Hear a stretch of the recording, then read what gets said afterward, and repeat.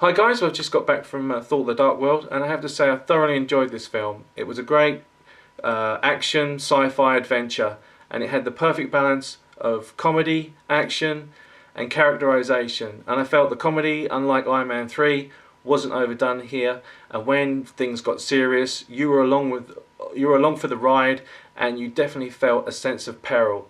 For me, the first half was probably the slowest part of the movie. That was a little bit hard going. There was a lot of exposition and explaining where the villains came from, which kind of felt was overdone. They did this prologue which was very much Lord of the Rings. In fact, I felt there was quite a lot of Lord of the Rings influence in this film, but they do a prologue much like Lord of the Rings did, and explain the Dark Elves, and you saw how they fought with the Asgardians. But then once again that was explained by Odin when he goes through the book and explains it to Thor. So I kind of felt that was overdone.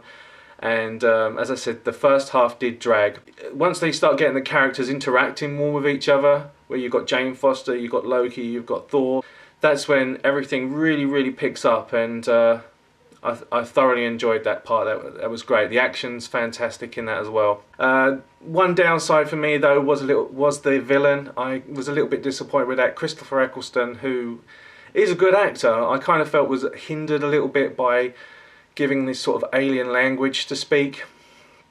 And I felt like when he was performing using the English language, it was a lot more impressive, and I think it would have benefited his character more if he was allowed to speak with an English accent rather than being hindered by this sort of pretend alien speak.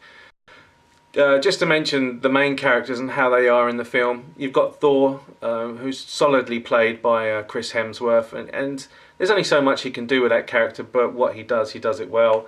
I think he benefits best when he's got Loki to play off, or he's got other characters to play off, like in the Avengers.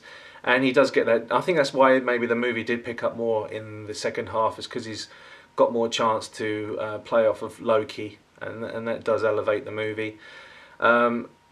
Loki, of course, played by Tom Hiddleston, is fantastic as always.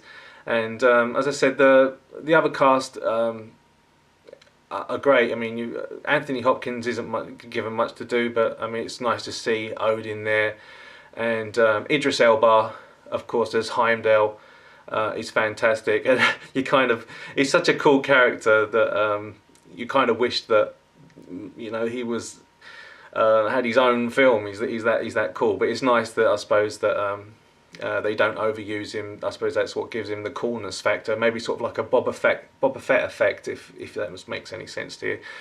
Special effects are good. I wouldn't bother with the 3D. It was very dark for me, and I didn't really feel any sort of 3D effects that were popping out at all. So if you have a chance to see it on a big screen without the 3D effect, I would definitely recommend that.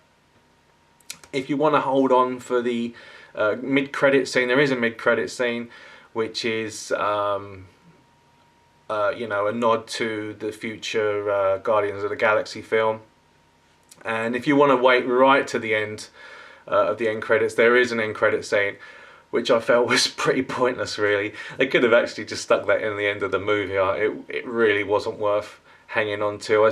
I suppose it was a nice surprise, but the end credits scene that comes up at the end, there's no nod to any other future Marvel film, so you will be disappointed with that.